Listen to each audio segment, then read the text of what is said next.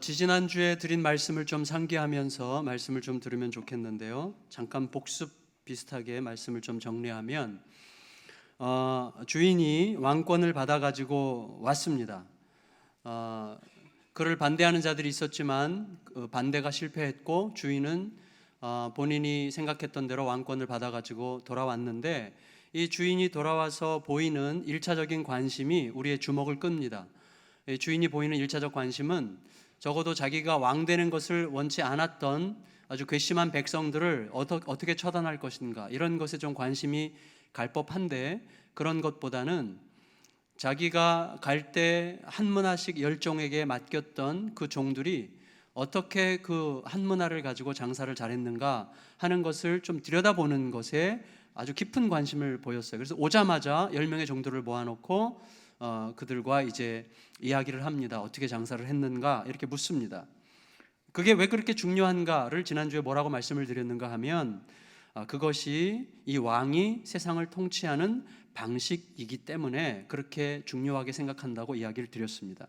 무슨 말인가 하면, 종들이 세상에서 장사하는 방식을 통해서 왕은 세상을 다스리려고 하는 것입니다. 따라서 왕은 세상을 다스리되 종들이 장사하는 어떤 태도, 어떤 방식, 어떤 정신, 어떤 추구에 왕인 자신의 정치적 명운을 거는 엄청난 모험을 지금 감행하는 거예요. 이게 이제 하나님과 우리 사이의 이 땅의 역사라고 할 수 있겠는데, 좀 더 설명을 드리겠습니다. 자, 지난주에 설명했던 것처럼 이 종들이 장사해야 되는 이 상황, 세상의 상황은 결코 녹록지 않습니다. 시장의 분위기가 왕에게 상당히 적대적이죠. 그리고 백성들은 왕을 싫어합니다. 그리고 심지어 쫓아내고 싶어 합니다.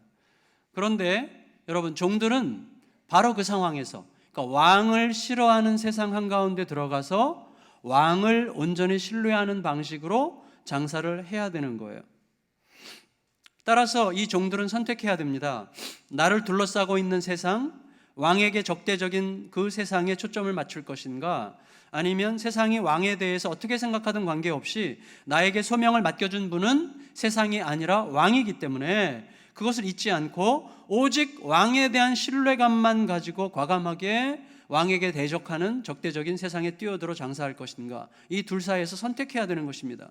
이게 우리들의 이야기예요. 결국은 하나님을 거역하고 하나님의 질서를 비웃고 하나님의 방식을, 십자가의 이야기를 굉장히 우습게 생각하고 무기력하게 생각하는 세상 한가운데서 그 십자가의 방식으로, 하나님의 지혜의 방식으로 장사하는 것이 우리들의 삶이고, 하나님은 우리들의 그러한 장사하는 삶의 태도를 통해서 세상을 통치하시는 자신의 방식이라고 말씀하시는 것입니다.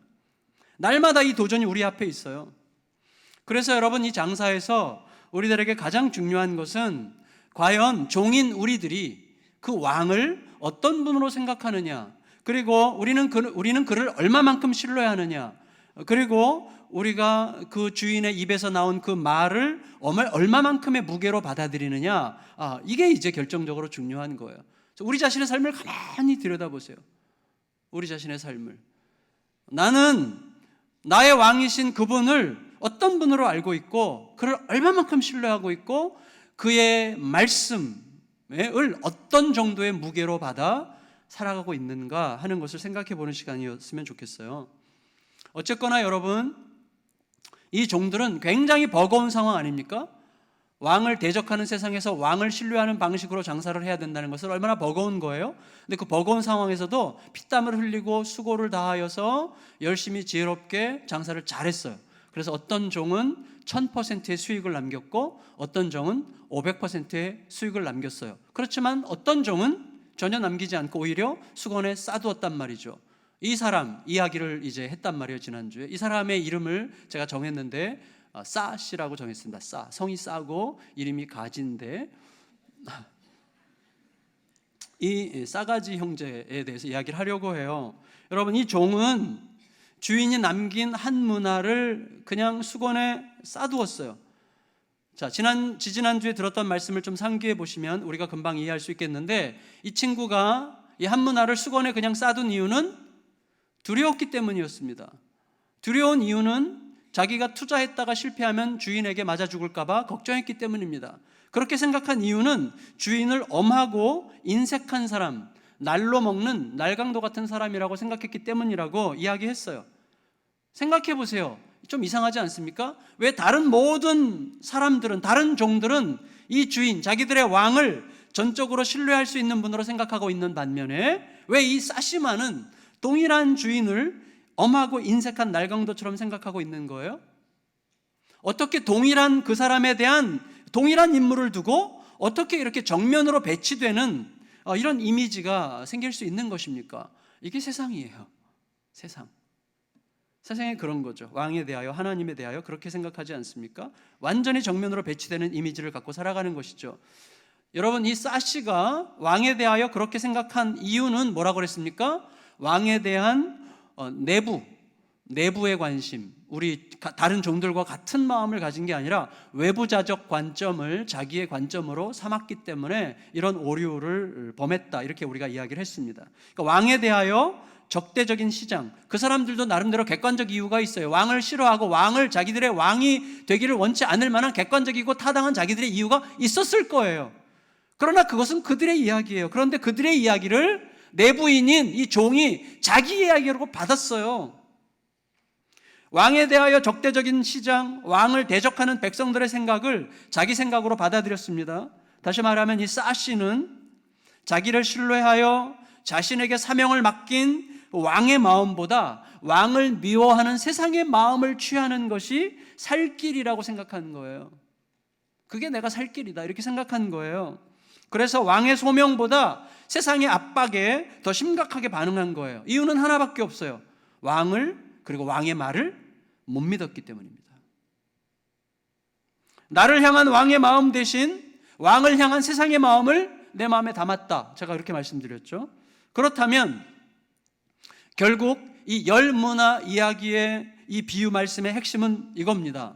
왕이 세상을 다스리는 방식은 자기 종들의 믿음이다, 이렇게 정리할 수 있어요. 왕은 세상을 자기 종들의 믿음으로 다스리기를 원하셨어요.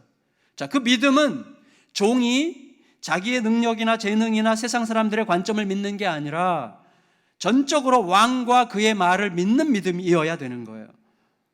왕은 종들이 왕의 말씀을 붙들고 세상으로 뛰어드는 그 믿음으로 세상을 다스리려고 했어요. 세상이 왕에 대하여 적대적이라는 사실을 알고 있어요. 그럼에도 불구하고 왕의 말을 신뢰하여 세상으로 뛰어드는 그 믿음. 근데 여러분, 잘 생각해 보세요.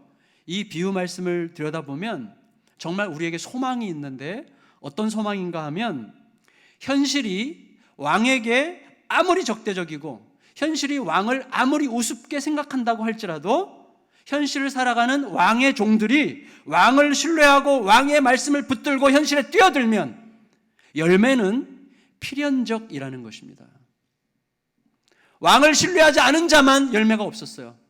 왕을 신뢰하여 뛰어드는 자는 세상이 아무리 왕에 대하여 적대적이고 왕을 경멸하고 왕을 우습게 생각하고 왕의 방식이 세상에 대하여 전혀 적절하지 않다고 세상이 주장한다고 할지라도 왕과 그의 말씀을 신뢰하여 세상으로 뛰어드는 모든 사람들은 필연적으로 열매를 맺었습니다. 이것을 믿으시기를 주님의 이름으로 축원합니다. 믿어야 돼요. 그리고 이게 진짜예요, 여러분.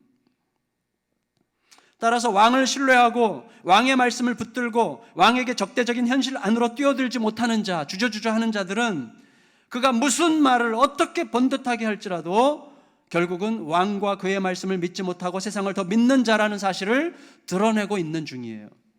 결국 그는 왕이 통치하는 것을 원치 않는 자들과 함께 서 있는 것입니다. 그래서 결론적으로 이 사시는 주인으로부터 이런 이야기를 듣는 거예요. 22절, 오늘 본문인데 22절 읽겠습니다. 시작. 주인이 이르되 심판하노니 너는 내가 두지 않은 것을 취하고 심지 않은 것을 거두는 엄한 사람인 줄로 알았느냐. 자, 일단 주인은, 이 왕은 이 종에게 악한 종이라고 이야기합니다. 악한 종. 넌 참 악하구나. 이 악한이라는 이 단어가 포네로스라는 헬라어인데 악하다는 뜻도 있지만 병들었다는 뜻도 있어요. 악한 것과 병든 것이 같은 말이에요. 사실은 병들었어요. 왜곡되어 있어요. 뒤틀렸어요, 마음이. 그래서 왜 이 사람이 악하고 병든 것입니까? 주인의 인격과 성품을 주인이 말하는 대로가 아니라 자기 생각대로 세상의 관점, 외부자적 관점을 자기가 받아들여서 그 관점 가지고 주인의 성품과 인격을 재단했어요. 그리고 주인의 진정한 뜻을 왜곡했고 결과적으로 그 왜곡된 뜻을 따라서 자기의 길을 선택했기 때문에 그는 악하고 병든 자라고 할 수 있어요. 이 사람이요, 주인에게 뭐라고 말합니까? 당신은 엄한 사람 아닙니까? 이런 식으로 마치 자기 생각이 굉장히 정당한 듯 주인을 정죄하면서 원망 어린 말을 하고 있지만 사실은 자신이 엄청난 모순 덩어리라는 사실을 스스로 드러내고 있는 중이에요. 왜냐하면 생각해 보세요. 무엇보다도 다른 종들은 주인을 그렇게 생각하지 않는다는 사실이 이 사시의 생각이 객관적이지 않다는 것을 드러내는 것입니다.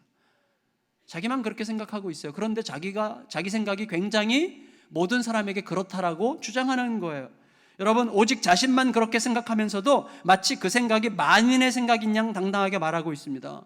그렇게 생각하지 않는 사람들 엄청 많습니다. 그런데 그렇게 생각해야만 될 거라고 주장하는 거예요. 여러분, 우리가 그런 거 있잖아요. 자주 저에게도 와서 누가 얘기해요. 목사님, 성도들이 다 지금요 다 이렇게 얘기해요. 물어봐요. 몇 명한테 들었어요? 그러면 한 2명한테 뭐 그런 거죠. 한두 명한테 듣고 자기가 그 의견이면 자기도 거기에 동조하면 다 그런다고 얘기하는 게 우리들의 습관이에요. 여러분, 동시에 여러분 이 사시를 생각해 보세요. 이 친구가 만일에 자기가 주인을 그렇게 생각했다면, 그렇게 인색하고 날로 먹는 날강독 같은 사람인 줄로 생각했더라면 처음부터 한 문화를 받지 말았어야지. 처음부터 안 받으면 되잖아요. 받아놓고 같이 시작해서 한참 일하다가 관계가 틀어지니까 꼭 이렇게 말해요. 내가 처음부터 그럴 줄 알았지만, 이런 식으로 말하는 분들이 계세요. 그런 말하면 안 됩니다. 저도 그렇게 말할 때가 있었던 것 같아요. 생각해 보면 여러분, 자신이 믿지 못한 것이 문제였으면서도 왕이 엄하고 인색하기 때문에 어쩔 수 없었다는 식으로 왕을 몰아붙여서 자기를 변호하려고 하는 것은 얼마나 악하고 병든 것입니까? 그야말로 왕싸 하시죠. 더 나아가서 여러분, 만일에 주인을 날로 먹는 인색한 수전노라고 생각했다는 자기 말이 맞다면, 자기가 진짜로 그렇게 확신하고 있었다면, 왕이 정말 인색한 사람이라고 확신했다면 그 돈을 은행에 맡겨가지고 이자라도 받게 하는 게 마땅한 거 아닙니까? 그런데 그 돈을 왜 싸뒀어요? 왜 싸둬요? 이유는 뭐예요? 지극히 게으른 인간이거나 아니면 자기 주인에게 뭔가 섭섭한 일이 있었는데 이런 식으로 쪼잔하게 복수라도 하지 않으면 자기가 속상할까 봐 그런 식으로 복수하는 게 아니라면 어떤 답을 우리가 구할 수 있는 것입니까? 은행에도 안 맡겼어요. 수건으로 싸두었어요. 굉장히 게으르거나 아니면 주인에게 이렇게 쪼잔한 방식으로 복수하고 싶어 했거나 둘 중에 하나죠. 결국 여러분, 주인은 이 사시가 가지고 있는 이 한 문화를 빼앗으라고 명령합니다. 24절 읽겠습니다. 24절 시작. 곁에 섰는 자들에게 이르되 그 한 문화를 빼앗아 10문화 있는 자에게 주라 하니. 주인이 지금 이 왕이 뭐라고 얘기한 겁니까? 이 친구에게 한 문화조차 소유할 자격이 없다. 이 친구에게는 한 문화조차 소유할 자격이 없다라고 선언하는 거예요. 그렇다면 여러분 생각해 보셔야 됩니다. 누구에게 무엇을 소유할 자격이 있느냐 없느냐 하는 것, 누가 어떤 소명을 맡아서 그 소명을 따라 정상적으로 살아갈 수 있느냐 없느냐 하는 것은 결과적으로 그가 자기 주인을, 자기 왕을 어떤 분으로 생각하고 있느냐에 의해서 결정되는 거예요. 결국 왕이신 하나님에 대한 정당하고 바른 이해를 마음에 품는 것이 우리 인생의 진정한 승패를 가르는 결정적인 포인트라는 거예요. 왕이신 하나님을 내가 어떤 분으로 알고 있느냐, 이게 정말 중요한데 너무나 죄송하게도, 성도들에게 너무나 죄송하게도 저도 한국교회 목사지만 과거에 하나님에 대해서 저는 정말 성경이 말하는 그대로 가르치지 않았다고 저는 생각이 됩니다. 정말 안타깝게도 하나님을 어떻게 보면 군대 무슨 교도관처럼 좀 엄한 무슨 뭐 이런 회사 인색한 사장처럼 이렇게 은근히 이렇게 가르쳐서 성도들의 헌신을 이렇게 좀 비트는 그런 식의 정서가 은근히 깔려 있지 않았을까, 그런 생각이 좀 들었어요. 제가 좀 잘난 척하는 것 같아서 정말 죄송한데 저도 그랬던 기억이 납니다. 근데 여러분, 생각할수록 왕이신 하나님에 대한 정당하고 바른 이해가 모든 것을 결정한다고 하는 이것이 정말 맞는 거라는 사실을 알게 돼요. 생각해 보세요. 자, 우리는 내가 그를 어떤 사람이라고 생각하느냐가 다 있어요. 자, 우리가 이렇게 쭉 둘러봐도 여기 김정렬 집사님, 홍기영 장로님, 김충효 집사님, 김순도 집사님 다 있잖아요. 이렇게 보여요. 그러면 그분을 내가 딱 보는 순간 그가 어떤 분이라는 사실이 직관적으로 우리들의 마음속에 있어요. 그리고 내가 그를 어떤 사람이라고 생각하느냐 하는 것과 내가 그를 믿는 정도가 결정적으로 결합되어 있습니다. 그건 뗄 수가 없어요. 내가 그를 어떤 분으로 생각하느냐 하는 것에서 그를 어느 정도로 믿을 수 있느냐 하는 그 믿음의 정도가 결정되는 거예요. 그렇죠. 그리고 그 믿음, 내가 그 사람을 믿는 정도에 의해서 그 사람이 내게 하는 말의 무게가 결정돼요. 그래서 어떤 사람의 말은 가벼이 듣고 어떤 사람의 말은 무겁게 듣는 거예요. 내가 그를 어떤 사람이라고 알고 있느냐에 의해서 그에 대한 믿음의 정도가 결정되고, 믿음의 정도에 의해서 그 사람의 입에서 나오는 말의 무게가 결정이 돼요. 그리고 그 말의 무게에 따라서 내가 거기에 힘을 쏟느냐의 정도가 결정이 되는 것입니다. 그리고 인생의 모든 열매는 내가 그 일에 얼마만큼 집중된 진정성 있는 힘을 쏟느냐에 의해서 인생의 열매가 결정되는 거예요. 그렇다면 우리 인생의 승패는, 열매는 어디에서 나타나는 거예요? 내가 얼마나 힘을 쏟았느냐에서 결정되는데, 그 힘을 쏟는 길은 그가 한 말, 내 마음속에 임한 그 말씀의 무게가 어떠하냐에 의해서 결정되는데, 그 말씀의 무게는 내가 그를 얼마만큼 믿느냐에서 결정되고, 그것은 내가 그를 어떤 사람이라고 생각하느냐와 결합되어 있는 거란 말이죠. 그런 의미에서 하나님을 누구라고 생각하느냐 하는 것이 우리 인생 전체를 결정내는 결정타라는 거예요. 그게 성경의 이야기 아닙니까? 그래서 하나님을 아는 거예요. 그래서 저는요, 우리 예배 시작할 때 양순웅 목사님 거룩하다, 거룩하다 막 이렇게 소리를 지르잖아요. 막 찬양할 때 거룩하다, 진짜 고마워요. 그때 진짜 양 목사님이 그렇게 막 이렇게 외치고 막 그러는 스타일이 아니거든요. 굉장히 나이스하고 점잖은 젠틀맨, 제가 지금 좋게 얘기하는 건데 그러잖아요. 근데 이분이 이렇게 할 때 저는 막 전율이 쫙 일어나면서 이 크신 하나님, 거룩하신 크신 하나님이 막 나를 덮어요. 그러면서 뭐예요? 아무것도 두렵지 않아. 아무것도 두렵지 않아요. 그 하나님과 함께라면 모든 걸 내려놔도 상관없을 것 같은 담대함이 확 일어나는 거죠. 하나님을 누구라고 생각하느냐가 너무너무 중요한 것입니다, 여러분.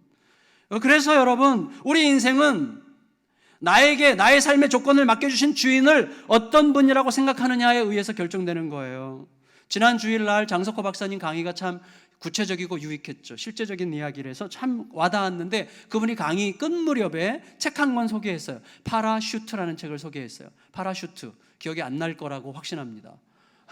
근데 기억이 안 나도 상관없어요. 그 책에 이런 내용을 소개했어요.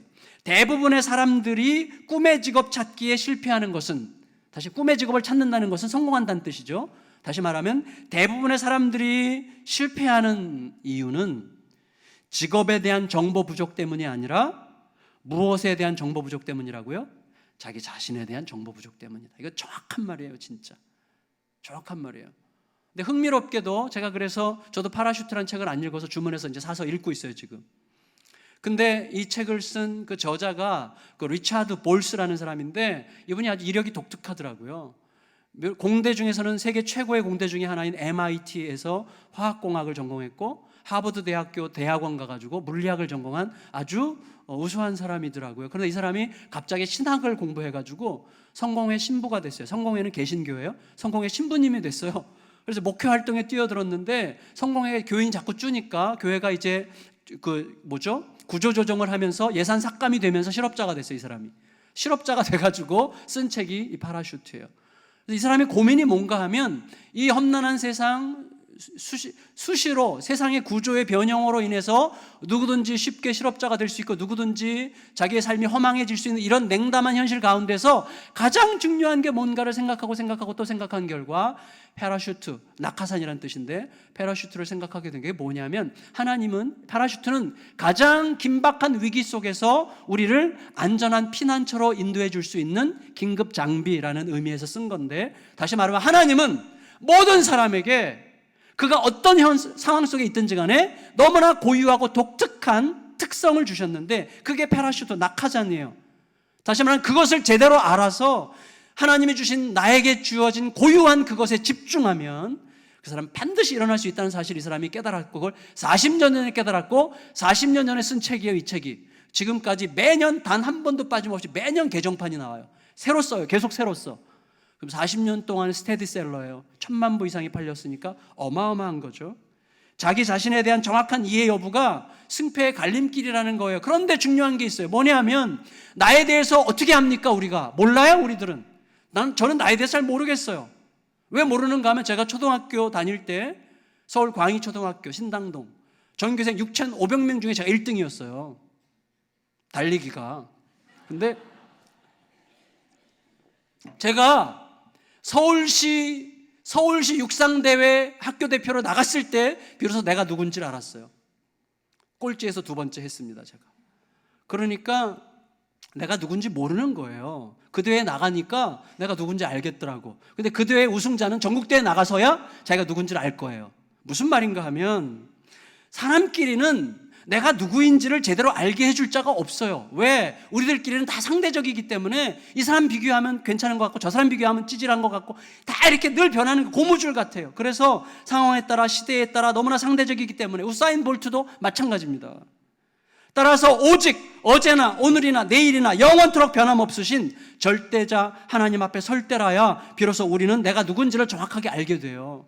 우리 교회가 지금 장로교회인데 장로교회의 처음 가장 사상의 신학적인 기반을 놓은 사람이 존 켈빈인데 존 켈빈이 남긴 가장 위대한 저서가 기독교 강요고 기독교 강요의 어마어마하게 두꺼운 책을 요약하면 딱 이 한마디예요. 사람은 하나님을 알지 못하고서는 자신이 누군지를 알 수 없다. 이게 기독교 강요의 요약이에요. 그렇다면 이 리차드 볼스가 내 자신을 아는 것에서 모든 게 시작된다고 말했다면 오늘 본문의 말씀을 하나님을 아는 것에서부터 내 자신을 아는 게 시작된다는 사실을 오늘 본문이 우리에게 가르쳐 주는 거예요. 여러분, 하나님, 왕이신 하나님이 누구신가를 제대로 아는 것에서부터 모든 게 시작되는 것입니다. 모든 게. 한 문화를 빼앗아서 10문화 가진 자에게 주라고 한 이 주인의 말이 떨어지자 이 주변에 둘러선 사람들이 갑자기 약간 당황한 것 같아요. 약간 당황하고 뭔가 부당함을 느끼는 저 분위기예요. 분위기가 어떻게 알 수 있는가 하면 25절을 읽어보세요. 25절. 자, 24절 25절을 같이 읽겠습니다. 24, 25절 시작. 곁에 섰는 자들에게 이르되 그 한 문화를 빼앗아 10문화 있는 자에게 주라 하니 그들이 이르되 주여 그에게 이미 10문화가 있나이다. 그런 게 약간 느껴지세요? 약간 거북해하는 이런 느낌? 이미 10문화나 가진 사람한테 또 주는 것은 좀 너무한 거 아니에요? 뭐 이런 분위기가 있어요. 느껴져요? 제가 강요하는 것 같은데 저는 느껴졌습니다. 여러분, 가진 자에게 더 주는 것은 이것 조금, 그러면 하나님도 능력 위주로 사람을 보시는 분인가? 이렇게 생각이 될 수 있는 거 아니겠어요? 저도 거부감이 약간 느껴졌어요. 순간적으로. 왜냐하면 우리들은요 이미 자본주의의 어두움이 가져다준 깊은 상처를 느끼고 있습니다.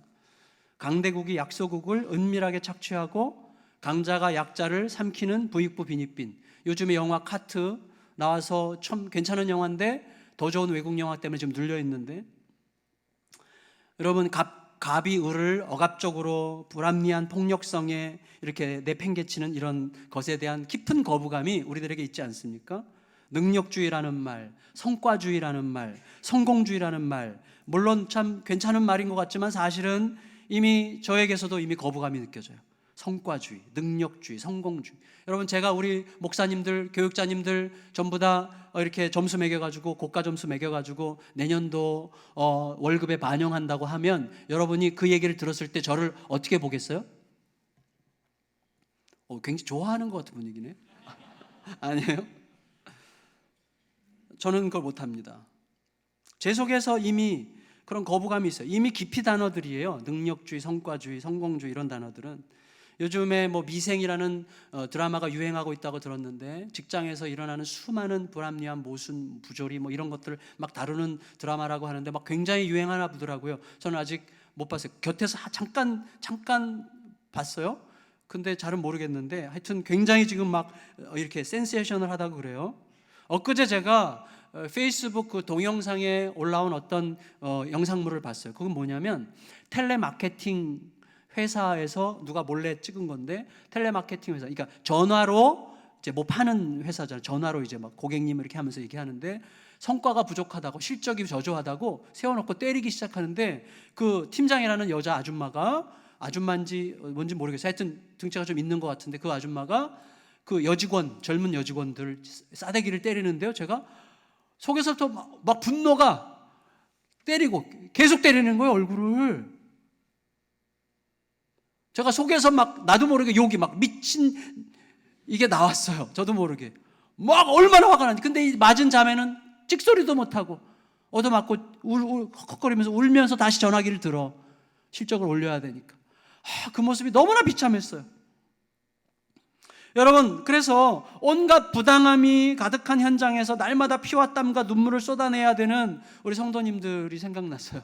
너무나 안쓰럽고, 이런 성도님들에게 맨날 십자가 져라, 뭐 주님만 바라봐라, 뭐 이런 식으로 말하는 거 좀 무능하게 느껴졌어요. 제가 너무 미안하고 힘들다 이런 생각이 들었어요. 근데 본문을 들여다보면 주인은 진짜 너무나 명백하게, 이 왕은 너무나 명백하게 게으르고 악한 이 사람의 한 문화를 빼앗아서 10문화 남긴 열매 있는 사람에게 주라고 명령했어요. 이거는 부인할 수 없는 사실이에요. 그러면 하나님도 능력 위주의 성과주의자입니까? 사실 한때 교회가 그렇게 가르친 적이 있잖아요. 죽어라 헌신하고 성과를 내야만 뭔가 하나님께서 기뻐하실 거라고 계속 압력을 넣어가지고 성도들이 막 죽어라고, 가정도 안 돌보고 막 내팽개치고 막 죽어라고 교회 와서 헌신을 해야만 마치 좋은 성도인 것처럼. 성경은 전혀 그걸 가르치지 않습니다. 저는 성경을 아무리 들여다봐도 그런 것 같지 않아요. 성경은 그런 하나님을 지지하지 않습니다. 오히려 성경이 우리에게 가르치는 건 이거 같아요. 하나님의 사랑이 너희 안에 있느냐? 하나님이 자기 생명 걸고 사랑하신 그 사랑이 너 안에 있느냐? 너는 그 사랑에 안겨 있느냐?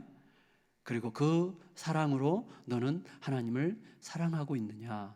이걸 끝없이 묻고 계세요. 왜냐하면 그 사랑의 생명 안에 머물고 있느냐, 그 사랑으로 가득한 신뢰 안에서 살아가고 있느냐, 이게 모든 것을 결정할 것이라는 사실을 성경은 알고 있어요. 하나님은.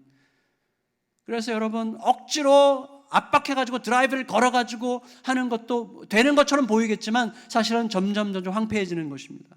우리 속에서 끝없이 사랑의 생명력이, 이 사랑으로부터 솟아오르는 신뢰감이 막 일어나가지고 할 수 있도록 우리가 주님과 만나야 돼요. 어떤 만남? 생명의 만남이 계속되면 거기서 저절로 나오는 것 아니겠어요? 저는 그걸 믿습니다. 그걸 믿고 싶어요, 진짜로. 여러분, 그렇다면 이렇게 우리가 정리할 수 있는 거예요. 한 문화를 수건에 싸두었던 이 싸씨로부터 한 문화를 빼앗아서 10문화 가진 자에게 주라는 이 말씀은 뭐예요? 하나님에 대한 사랑의 생명, 하나님에 대한 사랑의 신뢰가 그 마음속에 풍성한 사람은 어떻게 해요? 물가에 심겨진 나무처럼, 혹은 광야에서도 뿌리를 깊이 내리는 견고한 나무처럼 갈수록 더 풍성한 삶을 살겠지만, 하나님을 향한 사랑의 생명과 사랑의 신뢰가 메말라 있는 사람은 날이 갈수록 점점 더 메말라가는 바싹 마른 삶을, 무언가가 결핍된 삶을 살 수밖에 없다는 말씀으로 우리가 받는 게 합당하다고 믿습니다. 바로 그 말씀이에요. 이제 여러분, 왕은 최후 판결을 내려요. 최후 판결. 27절 읽겠습니다. 27절 읽고 마칠게요. 27절 시작. 그리고 내가 왕됨을 원하지 아니하던 저 원수들을 이리로 끌어다가, 네, 여러분 저를 보십시오. 자, 이 왕이 되는 것을 원치 않았던 백성들이 왜 원치 않았는지를 우리가 생각했었습니다. 원치 않은 이유가 뭐예요? 이 왕이 자기들의 필요를 채워주지 못할까봐, 혹은 자기들이 원하는 어떤 것을 주지 않으려고 하는 자일까봐 이 왕이 되는 것을 원치 않았다고 그랬어요. 그렇다면 이들이 정말 원하는 왕은 어떤 왕입니까? 자기들의 필요를 채워주고 자기들이 원하는 바를 이루어주는 자기들의 하수인을 원한 거죠. 그렇다면 그들이 의도한 것은 뭐예요? 결국은 자기 자신들이 왕이 되는 것을 원한 거예요. 자기 자신이 스스로 왕이 되기를 원하는 자만 이 진짜 왕이 되는 것을 싫어하는 것입니다. 그들에게는 자기들의 뜻을 고스란히 수행해 줄 하수인이 필요했던 것뿐이에요. 바로 이 세상이 그렇습니다. 그리고 우리 역시 아주 자주 하나님을 하수인처럼 부리려고 하지 않습니까? 다시 말하면 왕은 왕을 왕으로 알지 않는 자들, 왕이 누군지를 제대로 알지 못하는 자들, 스스로 왕이 되려고 하는 자들의 결국이 어떠한 것을 선포하고 있어요. 뭐라고 얘기했어요? 내 앞에서 죽이라. 이건 무슨 뜻이에요? 진짜 왕 앞에서 가짜 왕들을 다 죽이라는 거예요. 여러분, 우리가 하나님 앞에 왜 예배합니까? 무수히 많은 가짜 왕들이 우리 속에 있기 때문이에요. 예배를 왜 드립니까? 하나님만이 유일한 나의 왕이십니다. 내게 들러붙었던 모든 이 가짜 왕들, 재물에 대한 자식, 명예, 내 욕심, 욕망, 미래에 대한 어떤 막연한 그림, 이 모든 것들이 우리들에게 왕 노릇하지 않습니까? 그런 왕들을 다 내려놓고 오직 하나님만을 나의 왕으로 선포합니다. 이게 예배 아니에요. 그래서 예배 드리는 거예요. 하나님 앞에서 모든 가짜 왕들은 제거되어야 합니다. 그래야 살아요. 그게 사는 길이기 때문에 하나님께서 그렇게 명령하신 거죠. 이제 우리들은 성찬식을 거행하려고 해요. 성찬식. 여러분, 성찬은 왕이신 하나님께서 우리의 생명을 위하여 자기의 생명보다 더 고귀한 아들의 생명을 기꺼이 내어주신, 그야말로 이해할 수 없고 감당할 수 없는 그 은혜가 바로 나를 위한 것임을 믿음으로 받는 시간이에요. 그리고 이제 내가 왕이 아니라 하나님이 나의 왕이심을 인정하면서 살겠다고 고백하는 시간이 성찬식이라고 생각합니다. 재물과 자식과 내 명예와 쾌락과 막연한 미래에 대한 환상을 왕처럼 떠받들었던 모든 시간들을 회개합시다.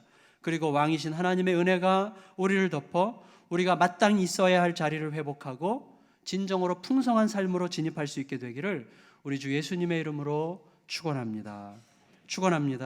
다 같이 기도하시면서 성찬에 참여하겠습니다. 기도하겠습니다. 왕이신 하나님,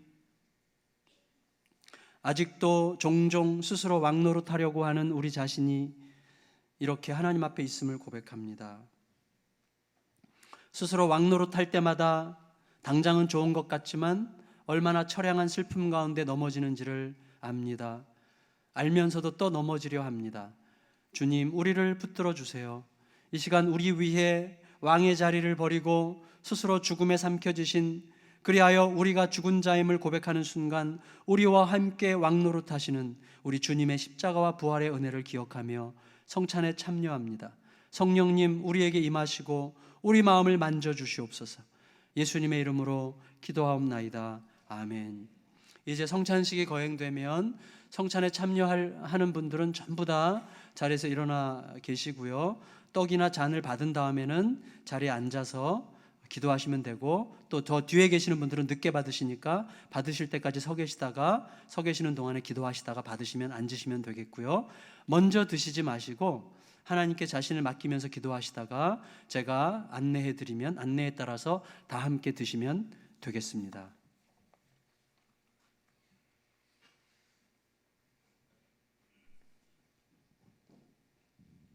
성찬에 참여하시는 분들은 자리에서 일어나 주시면 감사하겠습니다.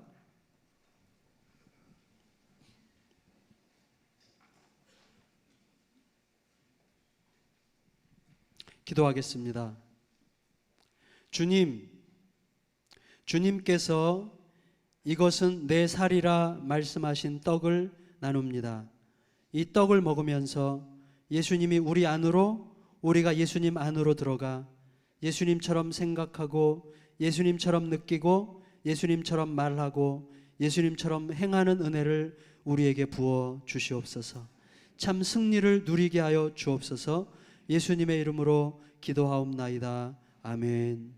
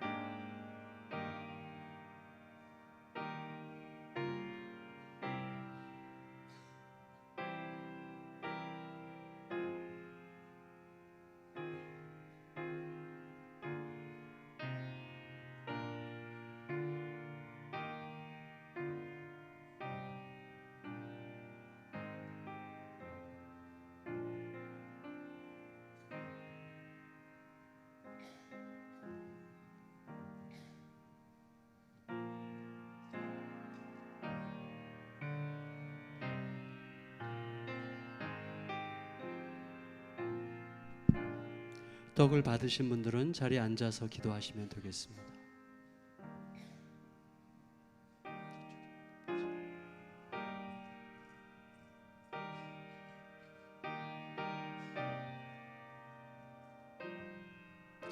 떡을 못 받으신 분 중에 손을 들어 표해 주시면 드리겠습니다.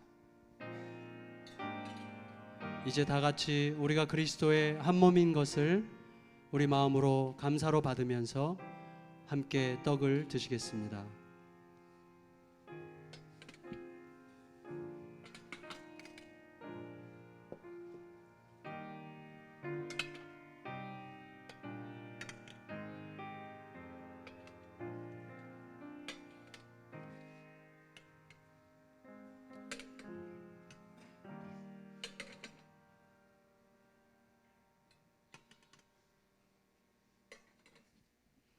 이제 잔을 받기 위하여 한 번만 더 일어나 주시면 감사하겠습니다.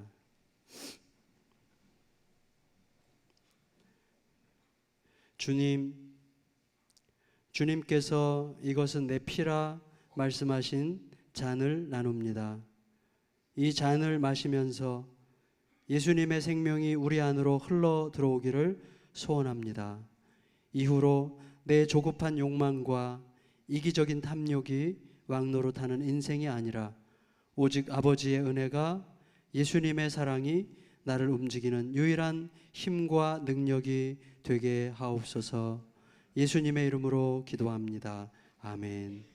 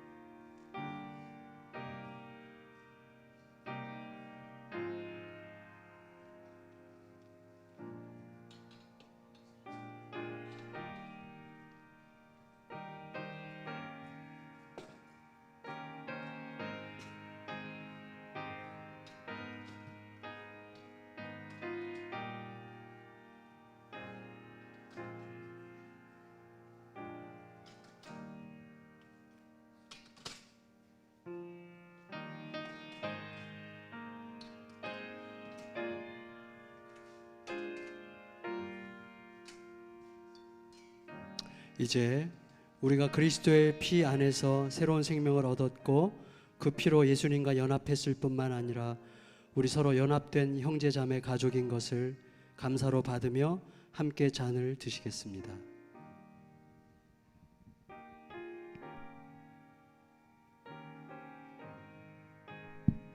잔은 나가시면서 로비에서 박스에 넣어주시면 되겠습니다.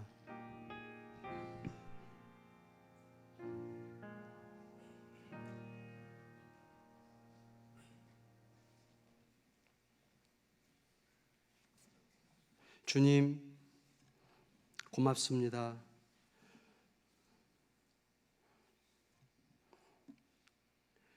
너무나 감당할 수 없는 이상한 은혜입니다.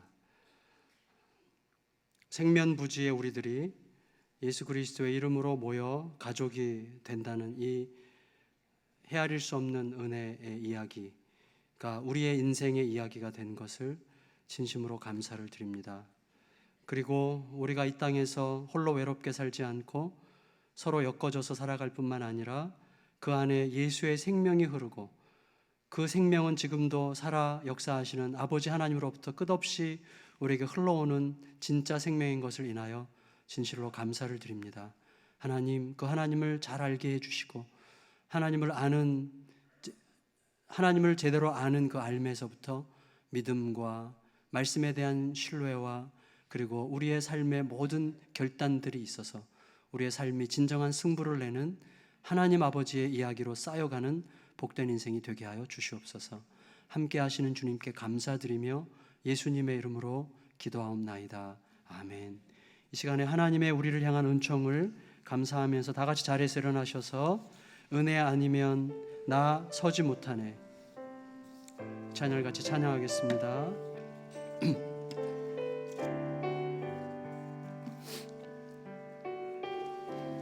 은혜 아니면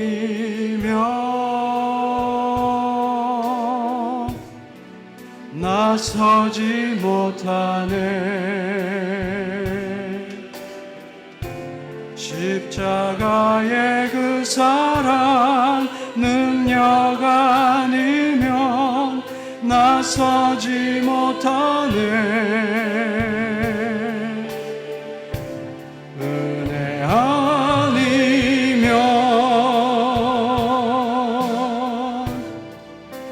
나서지 못하네 놀라운 사랑 그 은혜 아니면 나서지 못하네 은혜 아니면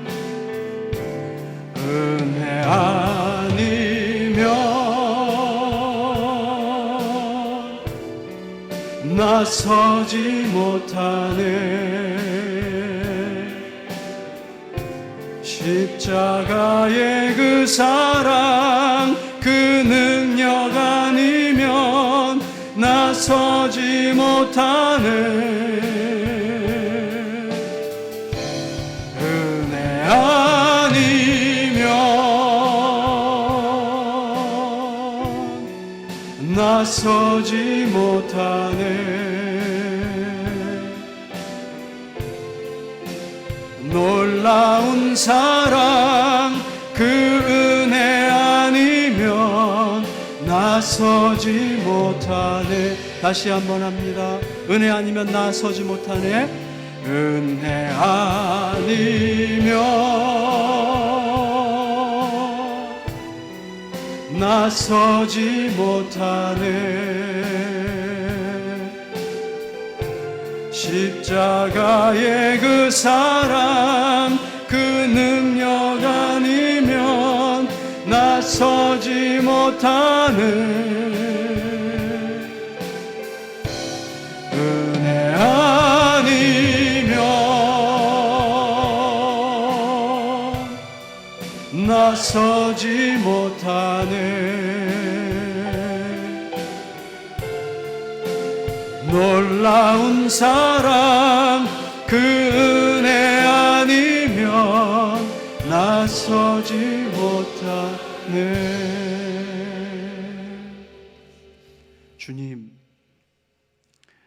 이 시간 우리에게 임하는 하나님의 은총의 손길이 일주일 내내토록 우리를 인도하여 주옵소서. 교회 문 밖을 나가는 순간 이미 세상의 질서와 논리가 우리를 사로잡아 우리를 또다시 메마르고 건조한 삶으로 내팽겨치지 않도록 은혜의 단비에 적셔져서 하나님이 누구신지를 제대로 알고 하나님 앞에서 내가 누구인지를 알아 진정한 삶을 살아가는 한 주간의 삶이 되도록 인도하여 주시옵소서. 사랑하는 성도들의 삶 속에서 진짜 승부가 나는 삶, 하나님이 승리케 하시는 진짜 승부가 나는 삶을 살게 하여 주시고, 그래야 내 마음에, 우리 가정에, 내가 행하는 모든 일들 속에서 하나님이 보시는, 하나님이 함께 하시는, 하나님께서 인정하시는 샬롬이 있게 하여 주시옵소서. 존귀하신 예수님의 이름으로 간절히 기도드리옵나이다. 아멘. 우리 구주 예수 그리스도의 은혜와 하나님의 사랑과 성령의 교통하심이 사랑하는 모든 성도들과 영원토록 함께 하시기를 간절히 축원하옵나이다. 아멘.